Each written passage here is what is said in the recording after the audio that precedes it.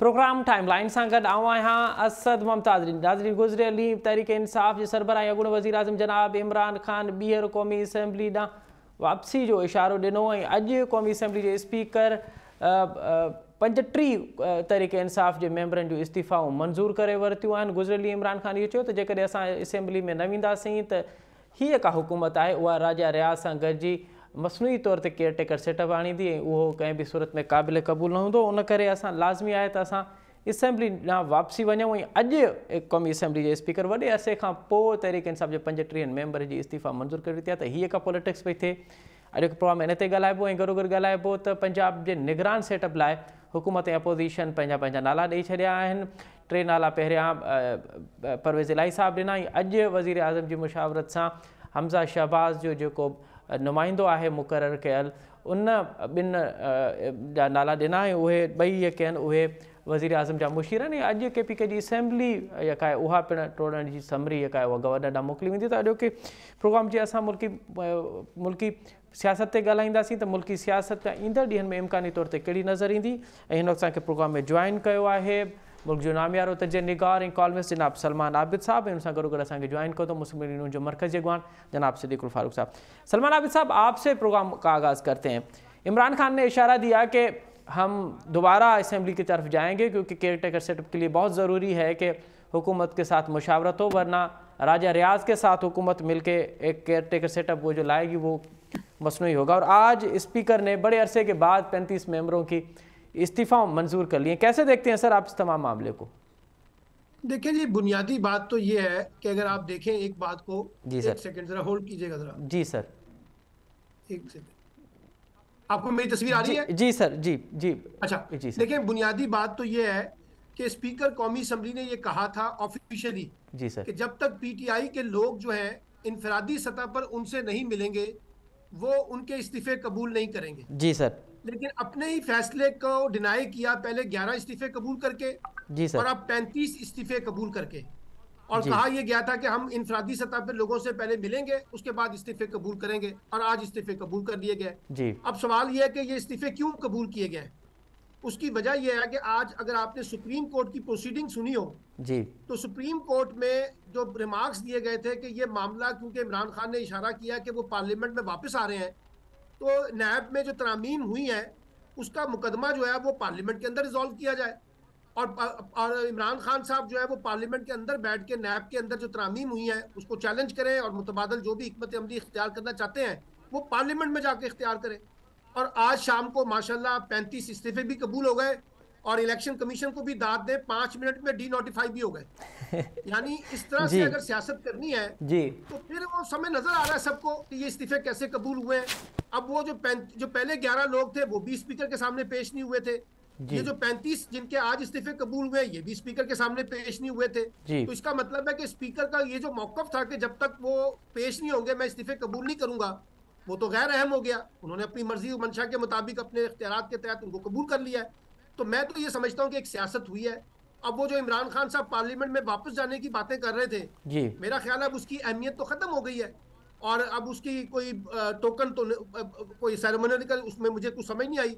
अब PTI किस अंदाज से जाएगी पार्लियामेंट में जब सारे के सारे अहम अफराद जो हैं उनको डीनोटिफाई कर दिया गया है। तो ये हुकूमत ने अपनी हिकमत अमली में तो कामयाब है कि वो नैब के अंदर तरामीम नहीं चाहती, क्योंकि बड़ी मुश्किल से तो नैब में तरामीम हुई है जी। तो अब ये मामला जो है ये तो फिर मजीद सियासत की नज़र होगा, और उस पर सियासत होगी और क्या हो सकता है। अच्छा, ये जो पंजाब असम्बली बाज़ाब्ता तौर पे टूट चुकी है और फिर निगरान सेटअप के लिए बातचीत हो रही है, तो आपको लगता है कि इमरान खान की जो स्ट्रेटजी है कि अर्ली इलेक्शंस हों और उन्होंने 2 अपनी असम्बलियाँ जो हैं वो रिस्क लिया है उन पर, क्या आप समझ रहे हैं कि किस हद तक आपको इमरान खान की स्ट्रेटजी कामयाब होते हुए नजर आ रही है? देखिए, बात तो जाएगी अब जनरल इलेक्शन की तरफ, क्योंकि पंजाब असम्बली तहलील हो गई है, KPK की असम्बली आज तहलील हो जाएगी। आज स्पीकर ने 35 इस्तीफे कबूल कर लिए हैं, 45 दिन के अंदर अंदर इनका इलेक्शन शेड्यूल भी आना चाहिए इन इस्तीफों का जो कबूल हुए हैं। और उसके बाद अगर इमरान खान साहब मजीद जोर देते हैं, बाकी लोगों के इस्तीफे भी आते हैं, उधर सिंध असम्बली से इस्तीफे आते हैं, तो फिर तो एक पूरे मुल्क के अंदर जहां 2 सूबों के नए इलेक्शन होने हैं वहीं आपके बाई इलेक्शंस भी हो रहे होंगे कौमी असम्बली के। तो मुझे तो लगता है ये सारा खेल अल्टीमेटली नए इलेक्शन की तरफ जाएगा। आप जरा वेट करें और आज चौधरी परवेज लाई साहब ने कह भी दिया है कि जनाब पसे पर्दा कुछ बातचीत चल रही है। जब उनसे ये सवाल किया गया कि क्या सिर्फ सूबाई इंतखाबात होंगे, तो उन्होंने कहा आप वेट करें, कुछ बातचीत चल रही है पसे पर्दा, और इस मुल्क में नए इंतखाबात ही होंगे। तो लेट्स सी, हुकूमत जो है, क्योंकि वो उसके बकौल तो वो इंतखाबात सितंबर अक्टूबर से पहले नहीं होंगे, अब देखते हैं कि क्या मंजरनामा आता है। लेकिन आज खुद हुकूमत ने 35 इस्तीफे कबूल करके खुद एक बुरहान तो पैदा किया है ना जी। अरे सलमान आबिद साहब, अगर इस दौरान अगर वज़ीर आज़म का जो इत्वाद वाला वोट है वो भी अगर लिया जाए, तो हम पहले ही देख रहे हैं कि हुकूमत बहुत कमज़ोर पिच पर है। आप समझ रहे हैं कि इस दौरान जब MQM भी नाराज़ है और दीगर पार्टियों के साथ भी कोई अच्छे रवाबित नहीं है, काफ लीग टूट फूट का शिकार है, तो कितना मुश्किल होगा वज़ीर आज़म को एतमाद का वोट लेना? देखिए काफली ये जो है ना इत्तेमाद का वोट लेना जी, अब चौधरी परवेज लाई ने तो इत्तेमाद का वोट ले लिया ना, जिनके बारे में कहा जा रहा था कि उनके पास अक्सरियत नहीं है जी। अब ये इत्तेमाद का वोट लेने के लिए अगर कहा जाता है प्राइम मिनिस्टर को, जी, तो प्राइम मिनिस्टर शहबाज शरीफ साहब उसको अपना इत्तेमाद का वोट लें। लेकिन खबरें ये हैं, जो कहा जा रहा है कि कुछ लोग नाराज भी हैं, कुछ इत्तेहादी भी नाराज हैं, कुछ अरकान असम्बली भी नाराज हैं, और अगर वो इत्तेमाद का वोट लेने में कामयाब नहीं होते तो मुतबादल क्या है? मुतबादल तो किसी के पास अक्सरियत नहीं रही, फिर उसके बाद अपोजिशन के पास भी कोई अक्सरियत नहीं है, तो अल्टीमेटली तो फिर ये भी असेंबली डिसॉल्व होगी ना जी। इसलिए अगर एतमाद का वोट की तरफ जाते हैं और शहबाज शरीफ साहब अगर एतमाद का वोट लेने में कामयाब नहीं होते, ये मैं फर्ज कर रहा हूं, तो फिर उसके बाद क्या ऑप्शन रह जाता है नए इलेक्शन के अलावा? तो आपको कोई और हल नजर नहीं आ रहा? अच्छा सिद्दीकुल फारूक साहब, ये तो पहले दिन से तहरीक इंसाफ ने कहा था कि हमारे इस्तीफे मंजूर करें, आपने पहले पिक एंड चूज किया और फिर 22 लोगों का आपने इस्तीफे मंजूर किए, और फिर वो मुसलसल कहते रहे कि हमारे इस्तीफे मंजूर करें, लेकिन स्पीकर साहब डिनाई करते रहे। आज उन्होंने इस्तीफे मंजूर कर लिए, कल इमरान खान ने कहा था कि हम असेंबली में जा रहे हैं, और आज आपने उनके इस्तीफे मंजूर कर लिए। जी देखिए जी, ये स्ट्रेटेजी हिकमत अमली लीडरशिप ने बनाई है जी, और उसमें इसके यानी क्या अवामिल हैं पसे पर्दा जी, और सामने क्या बात आने वाली है जी। और अभी मेरे दोस्त बात कर रहे थे जी कि जी परवेज लाई साहब फरमा रहे हैं कि पसे पर्दा कुछ चल रहा है। जी, मैं ये ज़रूर कहूँगा कि ये जो भाजपा साहब की बकौल जी एस्टेब्लिशमेंट 70 साल से मुदाखलत करती चली आ रही थी जी, और अब ये दावा है कि हम नहीं कर रहे, तो ये सारा गंद सारे मामलात उन्हीं के फैलाए हुए हैं।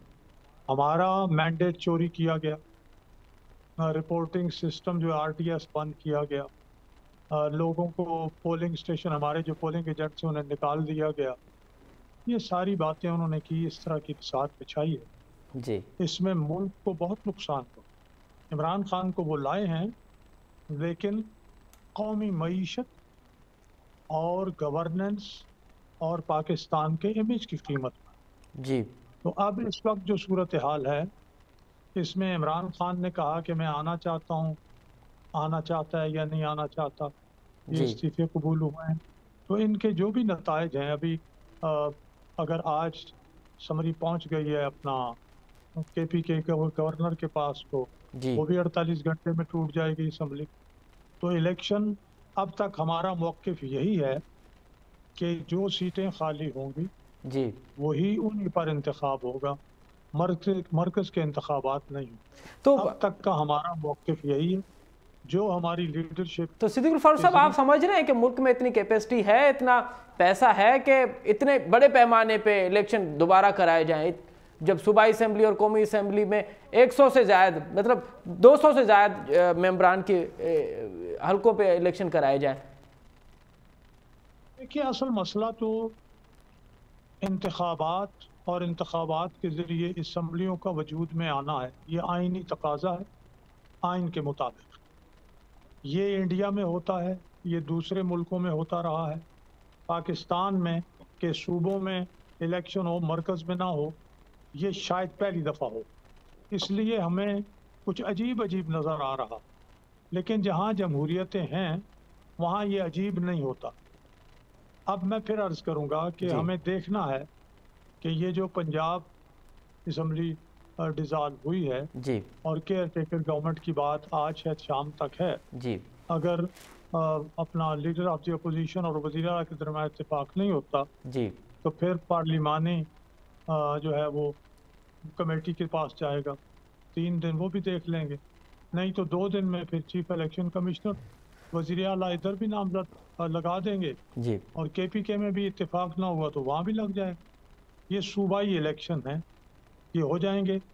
अभी जो आप बता रहे हैं कि 40 के इस्तीफे कबूल किए हैं, 35 जी सर, इसमें अब क्या होना है, जाहिर है वहाँ भी इलेक्शन होने हैं, तो अगर असम्बलियाँ वजूद में आएँ तो उस पर 20-30 करोड़ अरब रुपए खर्च होता है, तो ये आइन और कानून के मुताबिक होगा।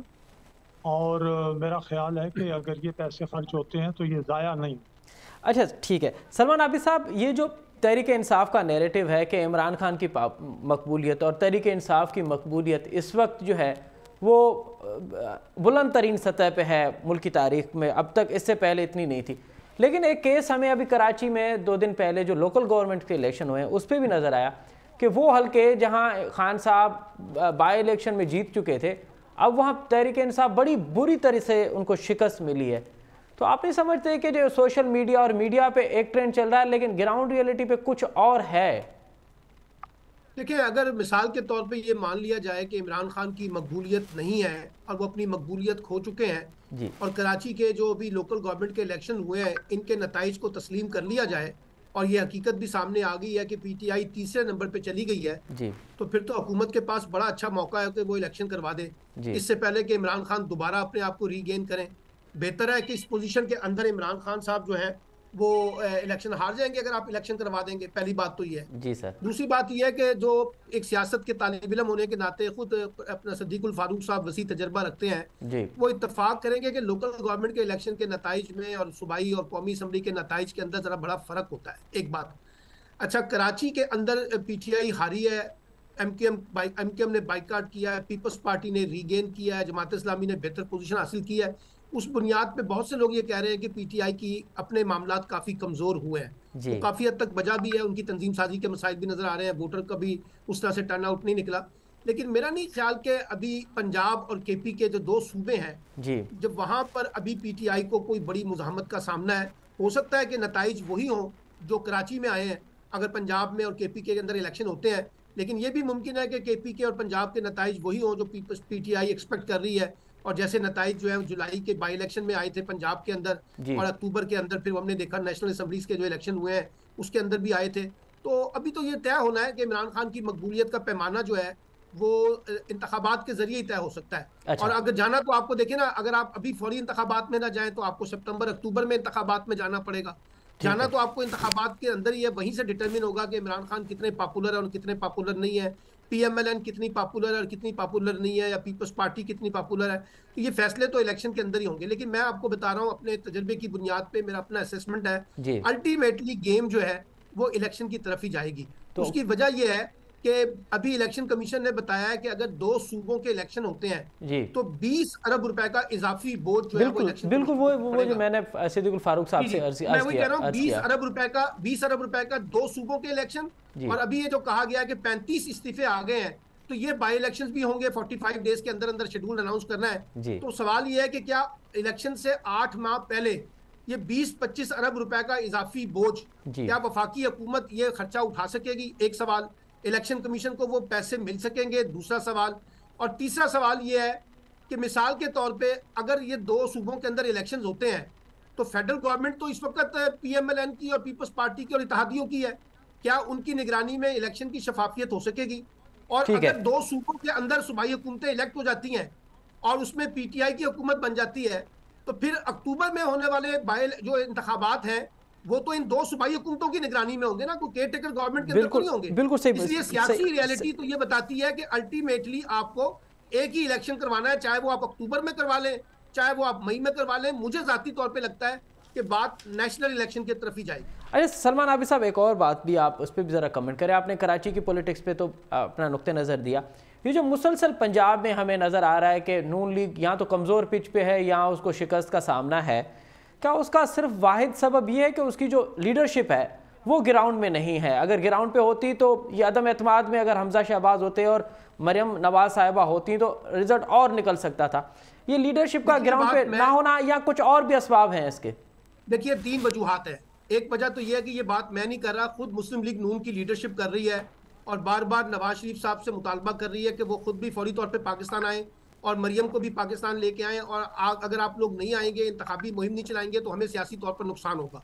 तो ये मुतालबा जो है ये सिर्फ हमारे जैसे लोगों का नहीं है, बल्कि खुद मुस्लिम लीग नून के अंदर से वॉइसेस आ रही हैं कि नवाज शरीफ साहब वापस आए। फिलहाल तो नवाज शरीफ साहब ने वापस आने से इनकार किया, कब आते हैं ये देखना होगा, एक बात। दूसरी बड़ा जो सेटबैक हुआ है मुस्लिम लीग नून को, वो ये हुआ है कि जो रिजीम चेंज के बाद जो इकोनॉमिक सिचुएशन आई है, जिसका बड़ा दावा किया था मुस्लिम लीग नून ने कि उनके पास बड़ा तजर्बा है, बड़ी सलाहियत है और बड़ा विजडम है, IMF के साथ बातचीत भी हम करने में कामयाब हो जाएंगे शानदार तरीके से और लोगों को रिलीफ दे सकेंगे, वो रिलीफ तो नहीं मिल सका।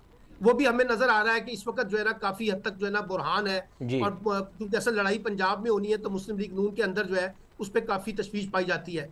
फिर आप देखिए पार्टी के अंदर जो है इसहाक डार साहब कुछ कहते हैं, मिफ्ता इस्माइल साहब कुछ कहते हैं, और अभी जो नए इंपोर्टेड सियासतदान आए हैं सलमान शहबाज साहब, उन्होंने कल मिफ्ता इस्माइल के भी कपड़े उतार दिए ये कह के कि तीनों फाइनेंस मिनिस्टर जो है वो जोकर थे।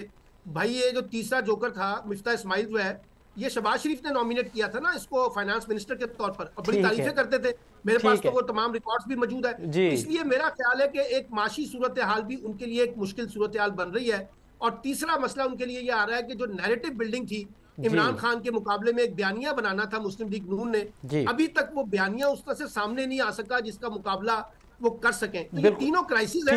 लेट्स सी कि नवाज शरीफ साहब अगर वापस आते हैं तो इन तमाम मामलों को वो कैसे डील करने में कामयाब होते हैं। ठीक है, सिद्दीक गुलफार साहब, आपने बड़ा तफसीली तौर पे सलमान आबिद साहब का तजिया सुना कराची और बाकी मुल्क की पॉलिटिक्स पे।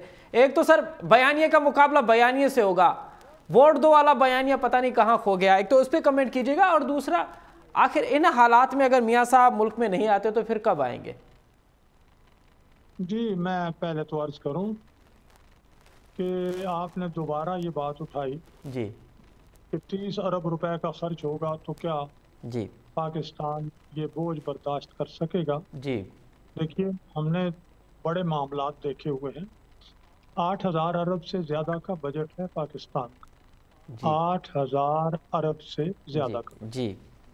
उसमें आइन पर अमल दरामद और इंतखाबात के लिए 30 अरब रुपए मैटर नहीं करते, ये जरूरी खर्चा, और इसका बंदोबस्त कर लिया गया होता है। दूसरी बात ये है, दूसरी जो बात आई है इस सारे गुफ्तगू से और सलमान आबिद साहब की जो डिस्कशन है उससे, जी सर, इमरान खान की मकबूलियत की बात।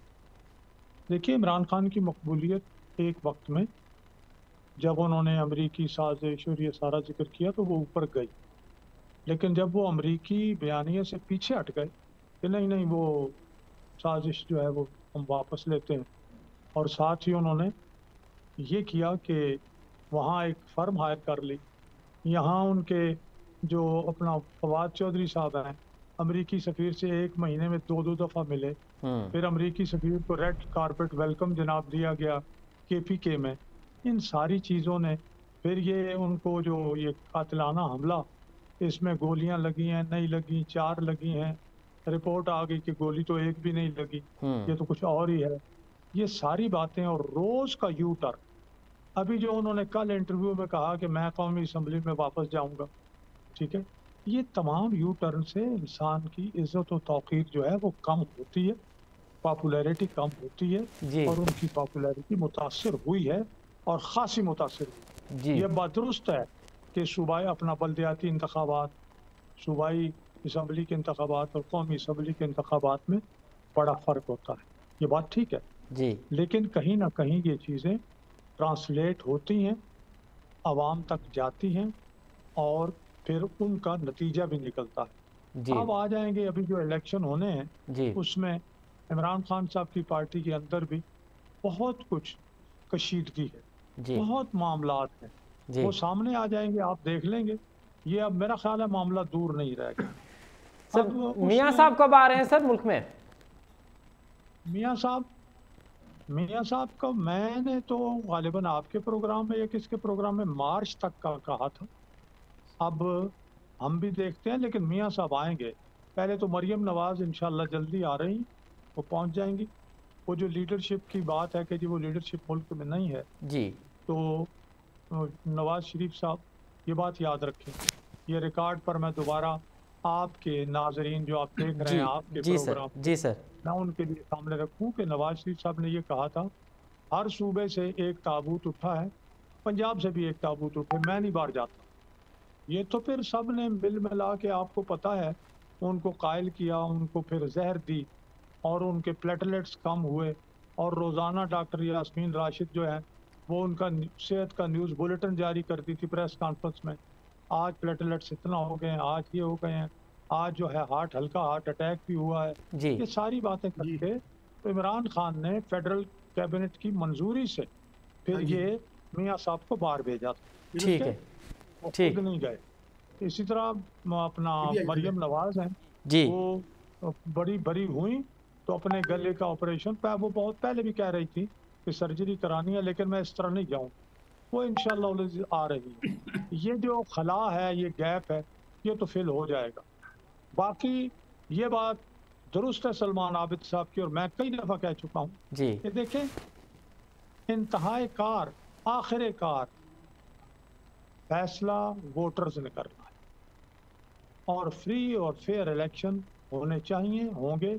हम मुदाखलत नहीं कर रहे। ये हुकूमतें जो भी होंगी, अगर मरकज़ में एक हुकूमत बैठी है, सूबों में जो है निगरान हुकूमतें होंगी, लेकिन इख्तियारात इलेक्शन कमीशन के पास हैं इंतखाबात कराने के। वो सूबाई हुकूमतों को कहेंगे, उनको अमला मिलेगा। अगर उन्हें कहीं बहुत ज़्यादा ज़रूरत हुई, रेंजर्स भी आएंगे। ठीक, जरूरत और ज्यादा हुई तो ठीक। सलमान आबिद साहब जी जी जी, आप अगर कमेंट करना चाहें तो कमेंट करें, उसके बाद में आपसे देखिए, बात ये है, ये जो खुद मुख्तार इलेक्शन कमीशन है ना जी सर, जिसकी बात की जा रही है जी, ये इतना खुद मुख्तार है जिसका हालिया हमने कराची का इलेक्शन देख लिया है। यानी जहां 2-2 हजार वोट से काउंसलर या यूनियन काउंसिल के चेयरमैन इलेक्ट हुए हैं जी, उसके इंतखाबात के नताइज को जिस तरह से डिले किया गया है जी, वो जाहिर करता है कि हमारे यहाँ इलेक्शन कमीशन कितना खुद मुख्तार है। अभी ये जाहिर हो गया, इलेक्शन कमीशन जिसने 5 मिनट में 35 सीटें डी नोटिफाई कर दी हैं, किसके कहने पे की हैं, कितना बाख्तियार है। ये जो इलेक्शन कमीशन है, इसके भी मामलात में माशाल्लाह इतनी ज्यादा सियासत इन्वॉल्व हो चुकी है कि उस पे जो है ना बंदा जो है ना कान पकड़ लेता है। क्या ये मुमकिन है सलमान आबिद साहब, मैं अगर आपकी बात को सेकंड भी कर लूं, और क्या ये मुमकिन है कि ये जो इदारों के अंदर पॉलिटिक्स हो चुकी है, इदारे पॉलिटिक्स की चादर ने ओढ़ लिया है, ये कब डीपोलिटिसाइज होंगे ये इदारे?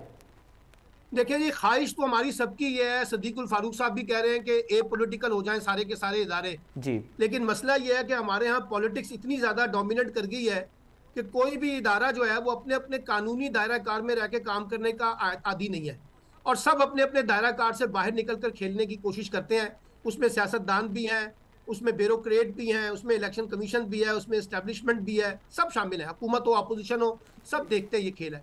इसलिए ये कोई इतना आसान काम नहीं है, ये कोई इतना आसान काम नहीं है जब तक कि पॉलिटिकल लीडरशिप जो है वो एक बड़ी पॉलिटिकल मैच्योरिटी का मुजाहरा ना करे।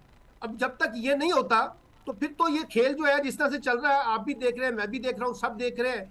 मैंने आपको सामने एक मिसाल बता दी है कि राजा परवेज अशरफ कहते थे कि मैं किसी का इस्तीफा कबूल नहीं करूंगा जब तक लोग मेरे पास इंफरादी सतह पे नहीं आएंगे जी। तो अब आप देख लें कि ये 35 लोग इंफरादी सतह पे पेश हुए थे या नहीं हुए थे। तो स्पीकर भी सियासत कर रहे हैं, तहरीक-ए-इंसाफ भी सियासत कर रही है, हुकूमत भी सियासत कर रही है, इदारे भी सियासत कर रहे हैं। सबने अगर सियासत करनी है तो फिर इस सियासत का तो अल्लाह ही हाफिज़ है। सलमान अपना सिद्दीकुल फारूक साहब, आखिर क्यों हमारे इदारे अब भी सियासत की चादर ओढ़े हुए हैं सर? प्लीज देखिए, यहाँ तक तो पहुंचे हैं हम जी कि एक चीफ ऑफ आर्मी स्टाफ को इन यूनिफॉर्म जी ये तस्लीम करना पड़ा कि 70 साल से फौज सियासत में मुदाखलत करती चली आ रही है और अब नहीं करेगी। क्यों नहीं करेगी? ज़ाहिर है हालात ऐसे हो गए। अगर अब भी थोड़ा बहुत फर्ज करें इधर उधर से कुछ हुआ तो ये और 2-4 साल 5 साल में 10 साल में बिल्कुल जीरो होना है। जिंदगी में तारीख पढ़ें तो आपको मालूम होगा कि ऐसा होता है जी। दूसरी बात यह है जी, जो सलमान आबिद साहब की इस बात से मैं इख्तिलाफ करूंगा जी, कि जब इलेक्शन कमीशन को स्पीकर की तरफ से चला जाए जी कि मैंने ये इस्तीफे कबूल कर लिए हैं, तो वो डी नोटिफाई करना जो है वो उसकी कॉन्स्टिट्यूशनल आईनी जिम्मेदारी है जी। लेकिन सदीकुल फारूक साहब, कासिम सूरी साहब ने भी भेजे थे बतौर डिप्टी स्पीकर इलेक्शन कमीशन को, उस वक्त उन्होंने कबूल नहीं किया था। मैं जवाब देता हूँ इसका जी। कासिम सूरी ये जो इस्तेकाक है, ये हक है, ये स्पीकर का है, डिप्टी स्पीकर का नहीं है। इसीलिए सुप्रीम कोर्ट ने कासिम सूरी साहब के मामले में फैसला दे दिया कि ये कासिम सूरी का इख्तियार ही नहीं था। कासिम सूरी डिप्टी स्पीकर थे, वो कानूनी तौर पर ये नहीं भेज। अच्छा सदीक साहब इसकी भी वजाहत कर दें। जी जी जी मेरी एक सेकंड मेरे नुक्ते की भी सदीक साहब वजाहत कर दें। ये जो स्पीकर ने कहा था कि जब तक कोई बंदा इंफरादी सतह पर मेरे पास नहीं आएगा तो मैं नहीं करूंगा। जी, ये 35 लोगों के इस्तीफे कैसे कबूल हो गए? ये मैं जाके परवेज अशरफ साहब से पूछ के आपको बताऊंगा। अच्छा सलमान आबिद साहब मुख्तसरन बताइए। एक बात और जी मैं अर्ज करूं। जी सर प्लीज। मैं चूंकि केपीके का भी रहने वाला हूं जी, पंजाब में भी हूं जी। केपीके में 10 साल की हुक्मरानी, ये बात मैं रिकॉर्ड पर कह रहा हूं और ये रख ले। जी सर। पीटीआई ने इतना बुरा सलूक किया है वहां के शहरियों के साथ, ना को कॉलेज, ना यूनिवर्सिटी, ना को काम का अस्पताल, वो 350 डैम, को पुलिस की इस्लाह नहीं हुई, करप्शन बढ़ गई, दहशतगर्दी बढ़ गई।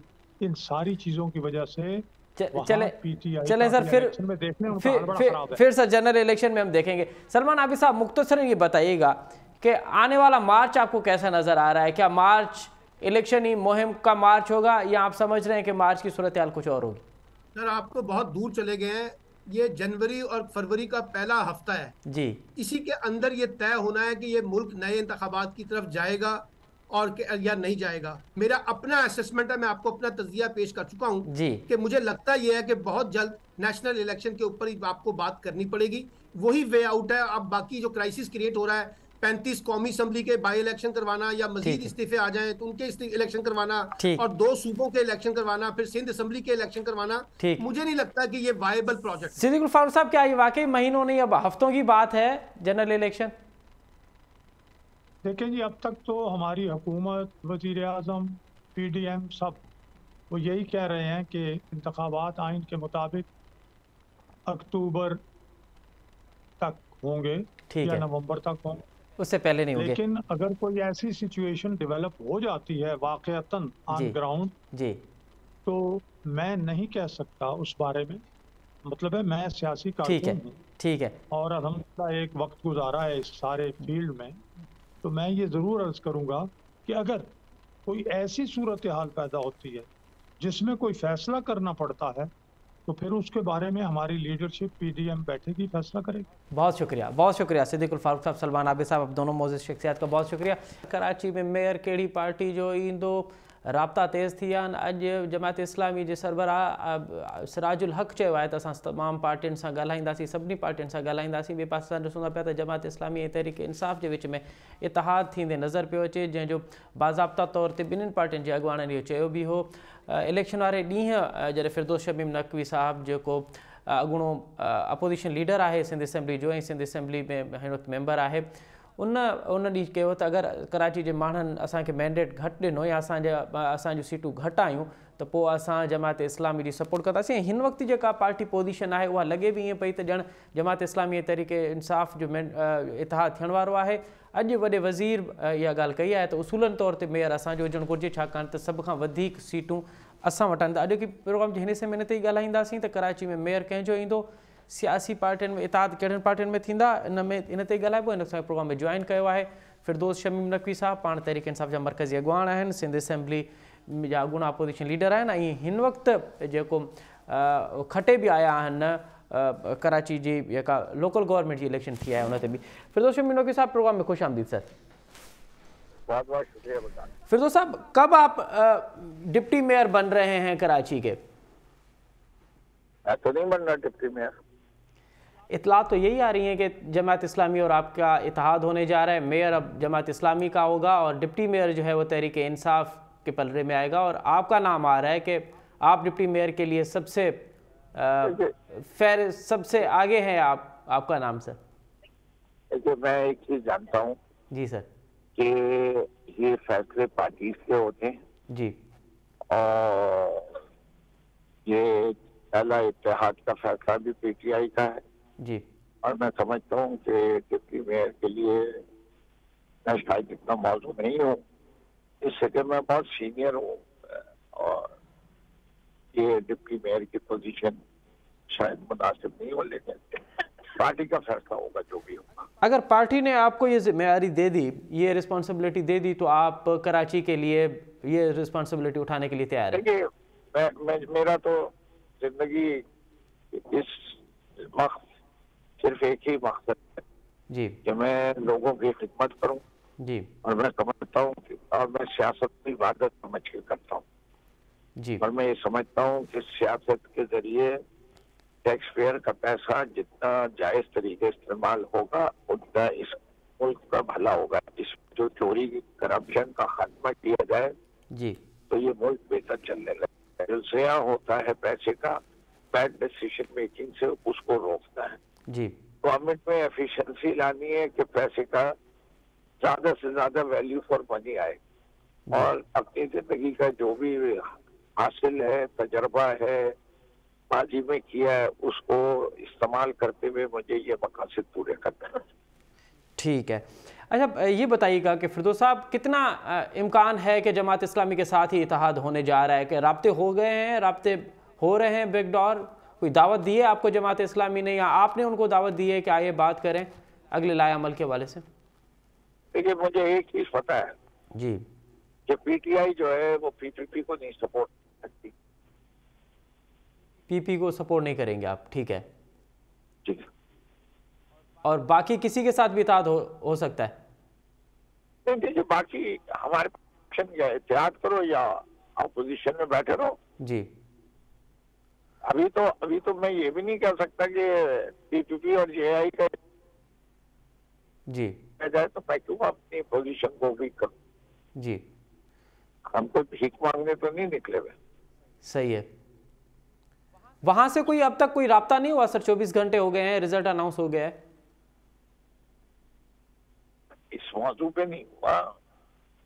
हाफिज नईम साहब और जमात इस्लामी के बहुत सारे लोगों से हमारा उस पे राब्ता रहता है। इस बात पे राब्ता हुआ है कि किस तरीके से जो रिजल्ट इन्हीं ने टेम्पर किए हैं उसके लिए कौन सी जॉइंट स्ट्रेटेजी इख्तियार की जाए जी कि वो रिजल्ट जिनके हमारे पास फॉर्म 11 और 12 पूरे मौजूद है उनको किस तरह दुरुस्त किया जाए। आज सुबह भी बात हुई थी जी लेकिन अभी ये मौजूद मेरे ख्याल से मीडिया में ज्यादा स्पेकुलेट हो रहा है। सियासी जमातें पहले अपने रिजल्ट को सिक्योर करना चाहती हैं। ठीक है। अच्छा फिरदौस साहब, आज मुराद अली शाह साहब ने कहा है कि कराची की अवाम ने पीटीआई को रद्द कर दिया है। वो ऐसे ही जैसे 2018 में उन्होंने डाका डाला था कराची के मिनट पे, उसको मद्देनज़र रखते हुए कराची की अवाम ने रद्द किया। और एक और बात कि जो इम्कान था कि आप सबसे बड़ी पार्टी साबित होंगे कराची की और कराची के लोग आपको मिनट देंगे, आखिर क्या बात है कि आप दूसरे नंबर पे भी नहीं तीसरे नंबर पे आए? इससे जब आप इलेक्शन को ड्रिग करें, मैनेज करें, फिर तो यही होगा ना, फेयर एंड फ्री इलेक्शन हो तो बात करें। ये मुमकिन नहीं है कि एक जमात जो आज से महीना 1.5 महीना पहले कोरंगी के इलाके में जी एमक्यूएम के चेयरमैन को 44,000 वोट से हारे, वो उसी कोरंगी के इलाके में एक यूसी ना जीते। ये एक माह के अंदर क्या हो गया, कोई समझा दे मुझे। जी आपकी बात ये समझ में आती है या किसी और की समझ में आती है तो मैं ना चीज की अकल में भी डाल दे कि जी एक महीना में हमने जो है ये तबाही फेर दी कराची में कि वो लोग जो वोट दे रहे थे जी उन्होंने कहा नहीं हम नहीं वोट देंगे। जी लेकिन ये मुमकिन नहीं है। इसका एक ही वाहिद वजह है जी जी कि इस इलेक्शन के अंदर धांधली की गई है, जेरीमैंडरिंग की गई। वो तो रोज अव्वल से हो रही थी, काउंटिंग में जो हुई है और वोटर कास्टिंग में जो हुई है वो है। लेकिन फिर तो साहब कोरंगी का आप जिक्र करें तो कोरंगी से तो फिर जमात इस्लामी जीती है। ये भी तो मुमकिन है ना कि जमात इस्लामी बाई इलेक्शन में थी ही नहीं तो लोगों ने आपको वोट दिया, अब वो ग्राउंड पर है, लोकल गवर्नमेंट में है तो लोगों ने उनको वोट दिया। साहब साथ देता हूँ, अगर किसी जमात को ये पता हो कि हम जीतने वाले हैं और हमारी इतनी पॉपुलैरिटी है जी तो वो क्या करती, वो किसी बाई इलेक्शन में नहीं खड़ी होती। उनको नेशनल असेंबली की कोई सीट चाहिए ही नहीं कराची से। महमूद मौलवी के सामने गायब, बल्दिया ये कोरंगी में गायब, मलिर में गायब, तो फिर ये कौन सी बात हुई? इसके मतलब जमात इस्लामी पॉपुलर नहीं है, तो किसी आदमी ने जो बैठे हुए इंजीनियरिंग करते हैं, इससे कि सिर्फ इंजीनियरिंग का शोभा जो है वो किसी कहीं बहुत ज्यादा है कुछ इदारों में जी, उन इदारों ने ये फैसला किया कि ऐसी कोई चीज की जाए। देखिए उन्होंने दो काम किए, जी, उन्हें सिर्फ उनका ऑब्जेक्टिव क्या था, पीटीआई के मैंडेट को कम करना और उसको ऐसा प्लॉजिबल कर देना कि लोग शक न करें। तो उन्होंने कुछ जगह कुछ पीपीपी को बढ़ा दी, कोई 40 सीटें जी, पीपीपी को हमारे हिसाब से 50 से ज्यादा नहीं मिल रही थी कराची में, 50-55 से, और बाकी उन्होंने 40 वहां से मारी और 40 जो है जमात इस्लामी को देके 80 कर दी। पीटीआई का नुकसान 80 सीटों का कर दिया उन्होंने, वरना पीटीआई बड़े आराम से 124 और 135 सीटों के दरमियान होती। तो फिरदौस शमीम नकवी साहब करवाया गया है, जी, ये ना समझे कि इंजीनियरिंग का मतलब सिर्फ पीपीपी को जिताना है, नहीं, इंजीनियरिंग का मकसद पीटीआई को हराना था। और जमात इस्लामी को जिताना भी इंजीनियरिंग का ही है। तो आप समझ रहे हैं कि जमात इस्लामी वो प्लॉजिबल करने के लिए दिया गया, वो दिया गया, दिया गया है ऐसे। तो फिरदौस साहब ये जो जमात इस्लामी को मैंडेट मिला है, तो आप समझ रहे हैं कि जमात इस्लामी ने डाका डाला है आपके मैंडेट पर? जी बिल्कुल डाला है हमारे, मैं तो ये समझता हूँ जमात इस्लामी हमेशा जर्नैलों के ऊपर आती है या बॉयकॉट्स पे आती है, इसके अलावा नहीं आई। अब्दुल सत्तार अखवानी जियाउल हक के कंधे पे आए थे, और वो जो थे वो मुशर्रफ जी, जी मुशर्रफ, जी जी मुशर्रफ के उस पे आए थे जी। वो क्या किया जा सकता है? तो फिरदौस साहब अगर आपके मैंडेट पे डाका डाला है तो फिर इत्तेहाद इम्कान है, इसके बावजूद भी आप जमात से इत्तेहाद करेंगे? देखिए सियासत के अंदर सिवाय इसके जी, जिनसे आप हाथ में लाना ना पसंद करें, जी, हम खजाने की हिफाजत बिल्ले को नहीं दे सकते, हम बिल्लों को साथ नहीं हाथ में लाएंगे। बिल्ले कौन सर? जैसे कि वो दूध की हिफाजत क्या करेंगे? बिल्ले ये दूसरी बात है जी, सर, ये हमारा इख्तिलाफ है जमात इस्लामी से बहुत सारी चीजों पे जी, लेकिन हम ये नहीं कहते कि वो चोर हैं, वो डाका डाल देंगे, वो सब कुछ करेंगे, नहीं। बिल्ले कौन सर? बिल्ले कौन? फिरदौस साहब बिल्ले किसको कह रहे हैं आप? है? बिल्ले किसको कह रहे हैं? दूध पे बिल्ला कौन बैठा? कोई बिल्ले पाकिस्तान की, उसमें 2-3 बिल्ले मशहूर हैं, 10%, 90%, एवन फील अपार्टमेंट वाले, डीजल के परमिट्स वाले, ये मशहूर बिल्ले। अच्छा, लेकिन आपका मैंडेट जो है वो फिर भी जमात इस्लामी ने चोरी किया है और आप उनके साथ इत्तेहाद करने जा रहे हैं। मैं समझता हूँ हमारा मैंडेट एस्टेब्लिशमेंट ने चोरी करवाया, और अगर आप एस्टेब्लिशमेंट में भी डायरेक्ट नाम लेने को कहेंगे तो वो जो पहले में करते आ रहे थे वो अभी भी चल रहा है, अभी भी कर रहे हैं। तो अगला लाए अमल क्या होगा? मैं आपको सबूत देता हूँ। जी sir. Election commission of Pakistan ने क्या एक्शन लिए, जमात इस्लामी और पीपीपी के इश्तिहार चलाते रहे इलेक्शन वाले दिन तक। जी, इलेक्शनरिंग हो रही थी क्या नहीं हो रही थी? पूरे मीडिया पे इश्तिहार चला है बेतहाशा। जी, 35 करोड़ से ज्यादा की एडवर्टाइजिंग कैंपेन हुई है जमात इस्लामी की। क्या एक्शन लिया है लोकल बॉडीज के इलेक्शन में? जी, क्या ये इलेक्शन के कवानीन की खिलाफ वर्जी है कि नहीं है? जमात इस्लामी ने आज तक 35 करोड़ रुपए कभी खर्च नहीं किए, तो खैर मलिक रियाज ने जो पैसे दिए वो किसके कहने पे दिए? जी, तो आप कह रहे हैं कि मलिक रियाज ने स्पॉन्सर किया है जमात इस्लामी को और उन्होंने आपकी सीटें डाल? मलिक रियाज ने किसी के कहने पे स्पॉन्सर किया है। किसके कहने पे किया है सर? सर आपका टीवी स्टेशन बंद हो जाएगा और आप भी अंदर हो जाएंगे, क्यों मेरे मुंह से कहलवा रहे? चलिए अवाम समझ रहे हैं सब। बहुत शुक्रिया फिरदौस शमीम नकवी साहब, आपने बड़ा तफसीली तौर पे अपनी पार्टी पोजीशन का और अपना ओपिनियन दिया कि कराची में इत्तेहाद किसके साथ होने। नाज़रीन, वहाँ तहरीक इंसाफ के मरकज़ी अगवान फिरदौस शमीम नकवी साहब जो मुख्य बुधो हिते प्रोग्राम जो वक्त पंहिंजी पुॼाणी थो पहुचे। असद मुमताज़ रेड खे ॾींदा इजाज़त। सदाईंगर।